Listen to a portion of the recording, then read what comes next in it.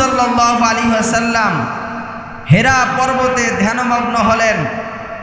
কোন কোন রিওয়ায়াতের মধ্যে আসছে 6 মাস পর্যন্ত আল্লাহর রাসূল সেখানে ধ্যানমগ্ন ছিলেন। যখন খাবারের প্রয়োজন হতো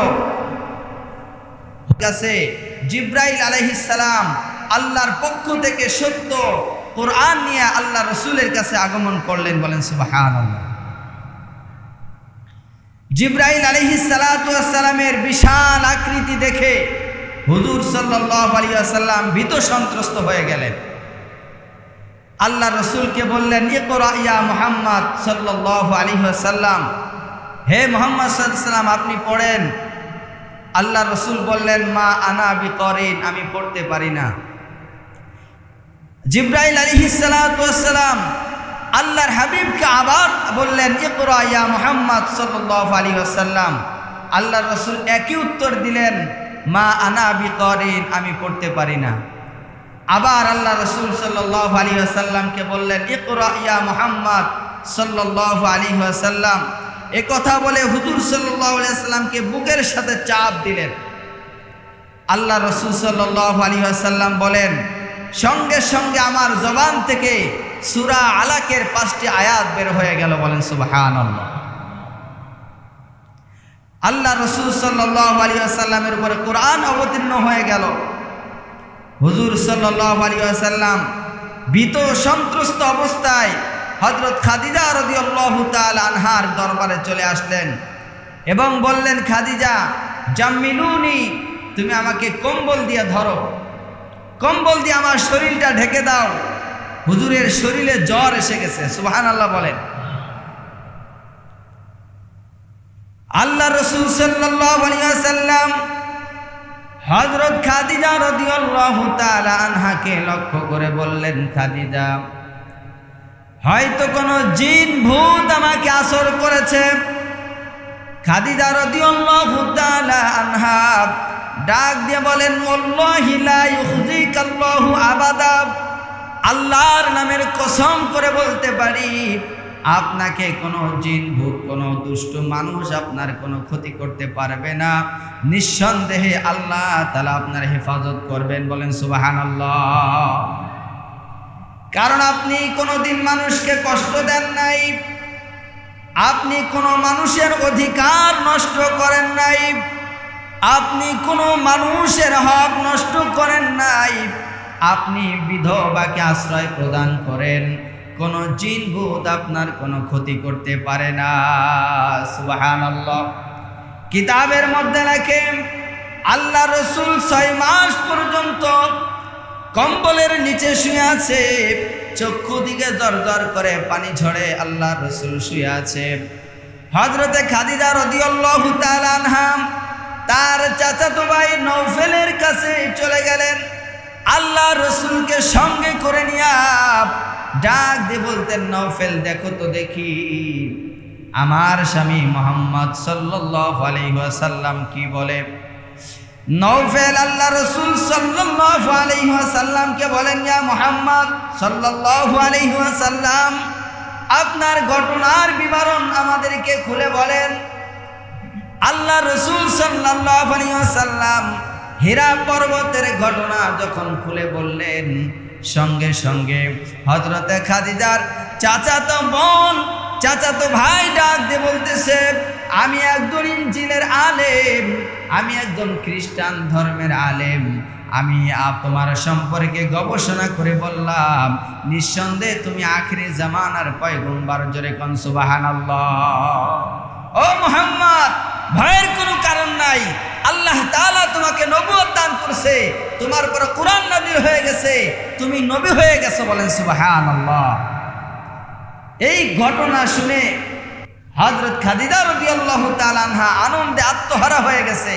আমার স্বামী আখির জামানার পয়গম্বর, আমার স্বামী একজন বিশ্ব নবী, এই খবর শুনে তিনি আনন্দে আত্মহারা হয়ে গেছেন। সুবহানাল্লাহ।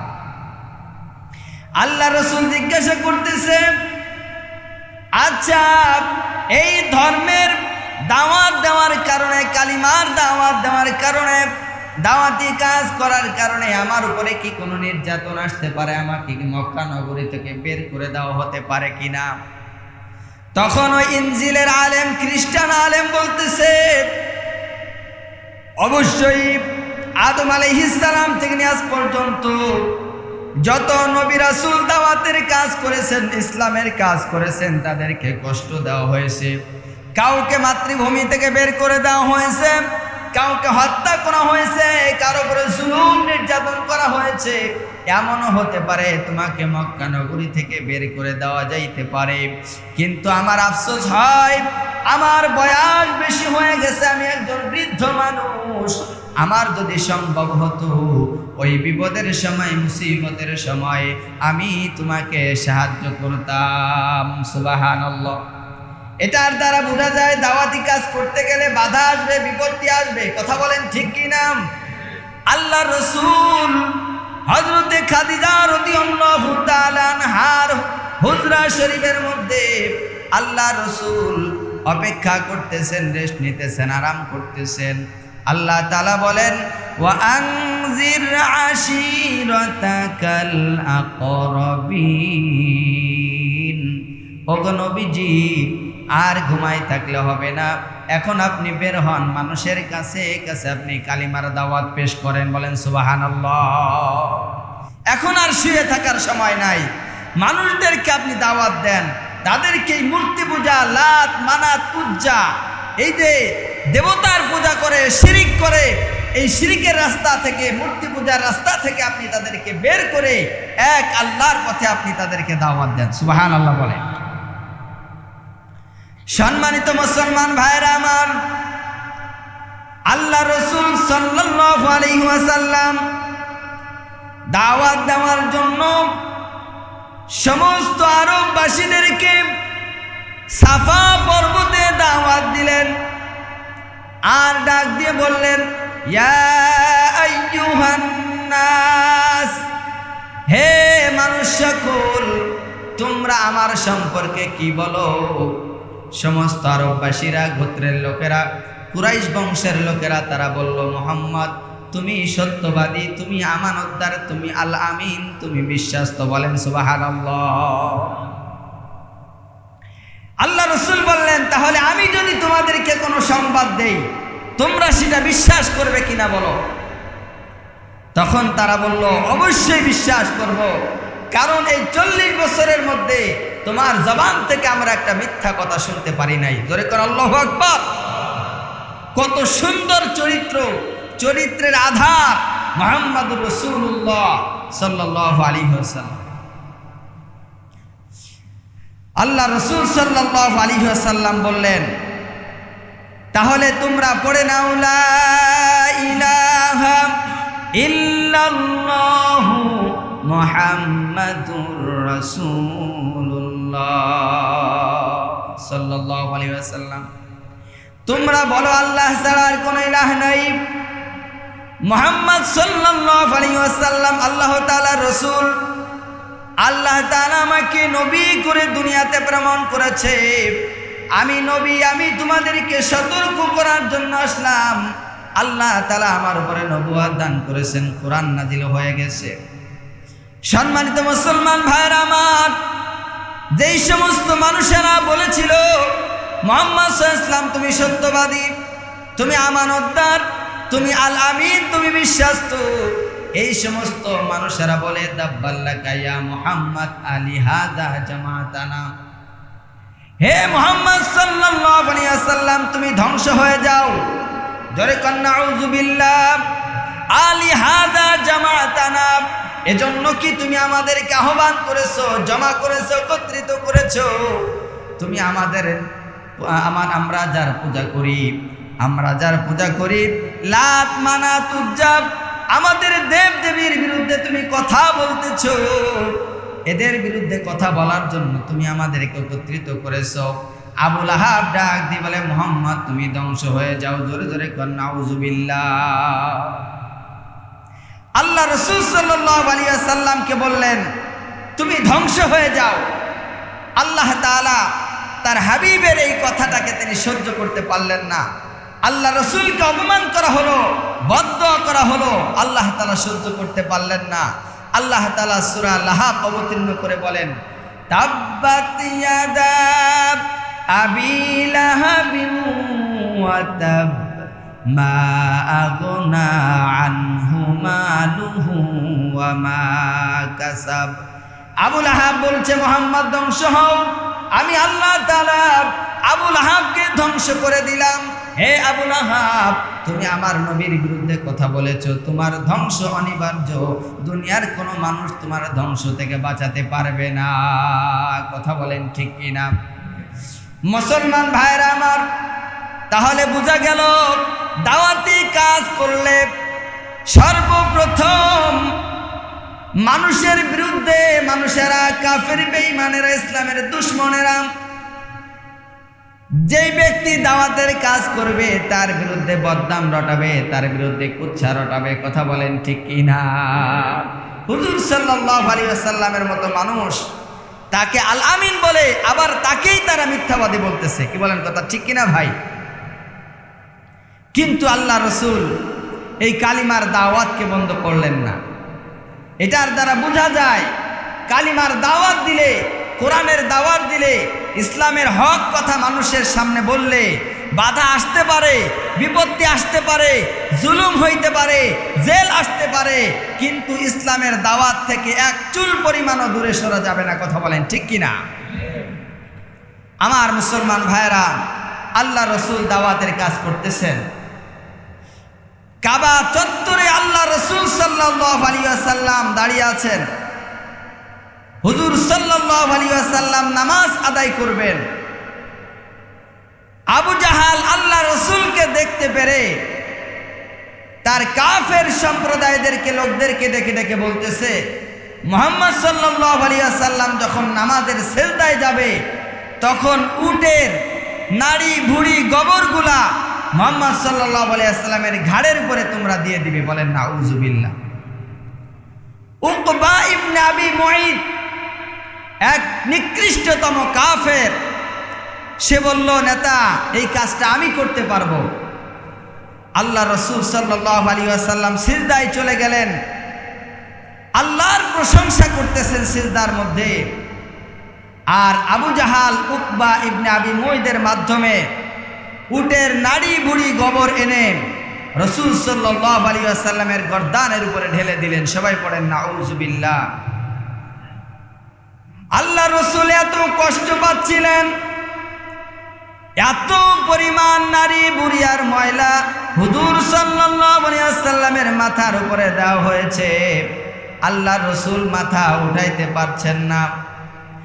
এই সংবাদ যখন হযরতে ফাতেমার কাছে চলে গেল, হযরতে ফাতেমা রাদিয়াল্লাহু তাআলা আনহা দৌড়ে চলে আসলেন, উটের নাড়ি বুড়িগুলি মাথার উপর থেকে সরাইয়া আল্লাহ রসুলের মাথা যখন ওঠানো হলো, হযরতে ফাতেমা তাকায় দেখতেছেন হুজুর সাল্লাল্লাহু আলাইহি ওয়াসাল্লামের নাকের মধ্যে রক্ত জমাট বেঁধে আছে।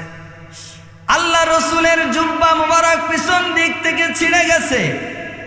ফাতেমা ডাক দিয়ে বলতেছে, বাবা গো, কাফের বেঈমানেরা কালিমার দাওয়াত দেওয়ার কারণে, তারা তোমার উপরে নির্মম নির্যাতন করার কারণে তোমার চেহারার মধ্যে রক্ত জমাট বেঁধে গেছে।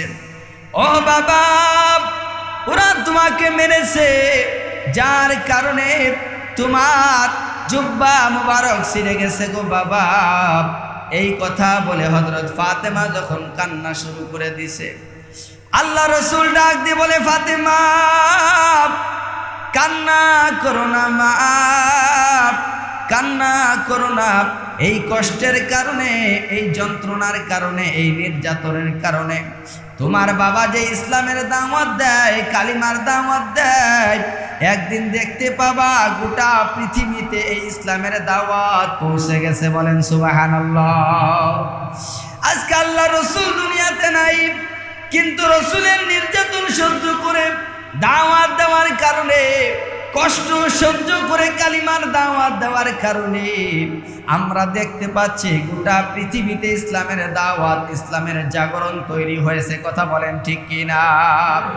ঈমান কবুল করুক চাই না করুক, কিন্তু গোটা পৃথিবীর এমন কোনো জায়গা নাই যেই জায়গায় ইসলামের দাওয়াত পৌঁছে যায় নাই। কথা বলেন ঠিক কিনা ভাই? গোটা পৃথিবীতে আজকে কালিমার দাওয়াত পৌঁছে গেছে। এজন্য দাওয়াতি কাজ করলে নির্যাতন, নিপীড়ন, বাধা, বিপত্তি আসবে এবং যিনি দাওয়াত দিবেন তার সহকর্মী যারা হবে তাদের উপরেও নির্যাতন আসবে। তার জ্বলন্ত প্রমাণ আল্লাহ রসুল সাল্লাল্লাহু আলাইহি ওয়াসাল্লামের সাহাবায়ে কেরাম যারা জান দিয়া, মাল দিয়া, জীবন দিয়া মানুষের মধ্যে ইসলামের দাওয়াত পৌঁছে গেছে। হুজুর আকরাম সাল্লাল্লাহু আলাইহি ওয়াসাল্লামের সাহাবায়ে কেরামের দাওয়াত এত পরিমাণে কবুল হয়েছে যার কারণে আল্লাহ তাআলা বলেন আমিনু কামা আমানান নাস। ঈমান যদি আনতে হয় তো সাহাবায়ে কেরাম যেভাবে ঈমান এনেছেন তোমরা সেইভাবে ঈমান আনো, সেইভাবে ঈমানকে কবুল করো, সেইভাবে ইসলামকে মহব্বত করো। সবাই আওয়াজ করে বলেন সুবহানাল্লাহ। এই কথা বলতে গেলে হযরতে বিলাল হাবশী রাদিয়াল্লাহু তাআলা আনহুর জীবনী চলে আসে। হুজুর সাল্লাল্লাহু আলাইহি ওয়াসাল্লাম দাওয়াতের কাজ করেন আর হুজুর সাল্লাল্লাহু আলাইহি ওয়াসাল্লামের সাহাবা হযরতে বিলাল হাবশী রাদিয়াল্লাহু তাআলা আনহু তিনি একজন কালো মানুষ ছিল, চেহারাটা সুন্দর ছিল না। হযরত বিলাল রাদিয়াল্লাহু তাআলা আনহু উমাইয়ার গোলাম ছিলেন। হযরতে বিলাল রাদিয়াল্লাহু তাআলা ইসলাম কবুল করলেন। এই খবর যখন উমাইয়া জানতে পারলেন হযরতে বিলালের উপরে নির্মম নির্যাতন শুরু করলেন আর বললেন, বিলাল কালিমার দাওয়াত ছেড়ে দাও, মুহাম্মদ সাল্লাল্লাহু আলাইহি ওয়াসাল্লামের উপর ঈমান এনেছো, ঈমান ছেড়ে দাও। ঈমান যদি না ছাড়ো তাহলে আমি উমাইয়া তোমার উপরে নির্মম নির্যাতন চালাবো। হযরতে বিলাল রাদিয়াল্লাহু তাআলা আনহু তার অন্তরের মধ্যে আল্লাহর মহব্বত, তার অন্তরের মধ্যে রসুলের ভালোবাসা, ইসলামের মহব্বত, জীবন ভর আল্লাহ রব্বুল আলামিনের পাগল পারা হয়ে জীবনটা কাটিয়ে দিয়েছেন। জবানটা খুলে বলতেন আল্লাহু আহাদ, আমার আল্লাহ একজন, আমার আল্লাহ একজন, আমার আল্লাহ একজন। শুধু আহাদ আহাদ জবান দিয়ে উচ্চারণ করতে রে মুসলমান। উমাইয়া হযরতে বিলালের উপর নির্যাতন চালিয়েছে।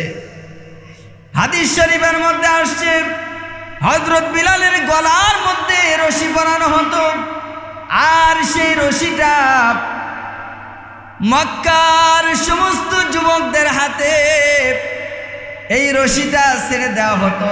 গরুর মতো, ছাগলের মতো উত্তপ্ত বালুর মধ্যে হযরত বিলালকে টানা হইতো। হযরতে বিলাল রাদিয়াল্লাহু তাআলা আনহু শরীর থেকে রক্ত বের হইয়া বালিতে আটকে যাইত, রক্ত বের হইয়া বালুর মধ্যে আটকে যাইত বিলালের রক্ত। ও মুসলমান ইমানদার, হাদিস শরীফের মধ্যে লেখা হয়েছে হযরত বিলালকে চিৎ করে শোয়ানোর পর মরুভূমির উত্তপ্ত বালুর মধ্যে গরম পাথর হযরত বিলাল রাদিয়াল্লাহু তাআলা আনহুর বুকের উপরে চাপ দেওয়া হইতো। হযরতে বিলাল তার জবান থেকে একটা আওয়াজ বের হইতো, আহাদ আহাদ আহাদ। আর বলা হইতো, বিলাল এই নির্যাতন থেকে যদি মুক্তি পাইতে চাও তাহলে তুমি আল্লাহকে ছেড়ে দাও, ঈমান ছেড়ে দাও, মুহাম্মদ সাল্লাল্লাহু আলাইহি ওয়াসাল্লামের ধর্ম তুমি ছেড়ে দাও। হযরতে বিলাল বলতেন, জীবন যাই যাবে, শাহাদাত বরণ করতে হয় করব, তারপরও আমি ইসলাম ছাড়তে পারবো না। জোরে জোরে বলেন সুবহানাল্লাহ। ওরে মুসলমান, হযরত আবু বকর রাস্তা দিয়ে যায় আর বলে, উমাইয়া রে, বিলালের উপর আর কত নির্যাতন করবা, আর কত নির্যাতন করবা। সঙ্গে সঙ্গে উমাইয়া ডাক দিয়ে বলে, তোমার কারণেই বিলালের আজকে এই অবস্থা। কারণ হযরত আবু বকরের দাওয়াত গ্রহণ করে বিলাল মুসলমান হয়ে গিয়েছিল। এবার আবু বকরকে লক্ষ্য করে বলতেছে, রে আবু বকর, এত মহব্বত যদি লাগে বিলালকে আমার কাছ থেকে তুমি খরিদ করে নাও, আমার কাছ থেকে তুমি কিনে নাও। হযরত আবু বকর বিলাল রাদিয়াল্লাহু তাআলা আনহুকে খরিদ করে নিলেন, কিনে নিলেন। এবার হযরত বিলাল ডাক দিয়ে বলতেছেন, ভাই আবু বকর, আপনি যদি আপনার খেদমতের জন্য আমাকে কিনে থাকেন তাহলে আপনার খেদমতে আমাকে লাগায় দেন, আর যদি আল্লাহর জন্য আমাকে খরিদ করে থাকেন তাহলে আপনি আমাকে আজাদ করে দেন, আমি আল্লাহর ইবাদত করতে চাই। জোরে জোরে বলেন সুবহানাল্লাহ। ও মুসলমান ইমানদারেরা, চল থাকতে হবে, কথা বলেন ঠিক কিনা ভাই? কারণ ঈমান না নিয়ে যদি কবরে যাওয়া হয় তাহলে ওই কবরের মধ্যে কোনো মূল্য থাকবে না, কোনো দাম থাকবে না। ঈমান ছাড়া কবরে গেলে কোনো রক্ষা নাই। এজন্য জীবনে যত কষ্ট হোক না কেন পরিপক্ক ঈমান নিয়া খাঁটি ঈমানদার হয়ে তারপরে কবরে যাইতে হবে। আল্লাহ রাসূলের দাওয়াতের এই প্রচার করতে করতে মক্কার অলিতে গলিতে খবর পৌঁছে গেল, নতুন নবুয়ত পেয়েছেন মুহাম্মদ সাল্লাল্লাহু আলাইহি ওয়াসাল্লাম। আব্দুল্লাহর সন্তান মুহাম্মদ সাল্লাল্লাহু আলাইহি ওয়াসাল্লাম তিনি নতুন নবুয়ত পেয়েছেন। আখিরি জামানার নবীর আগমন ঘটে গেছে। সবাই জোরে কোন সুবহানাল্লাহ। সব জায়গায় খবর চলে গেল যে আখিরি জামানার পয়গম্বরের আগমন হয়েছে।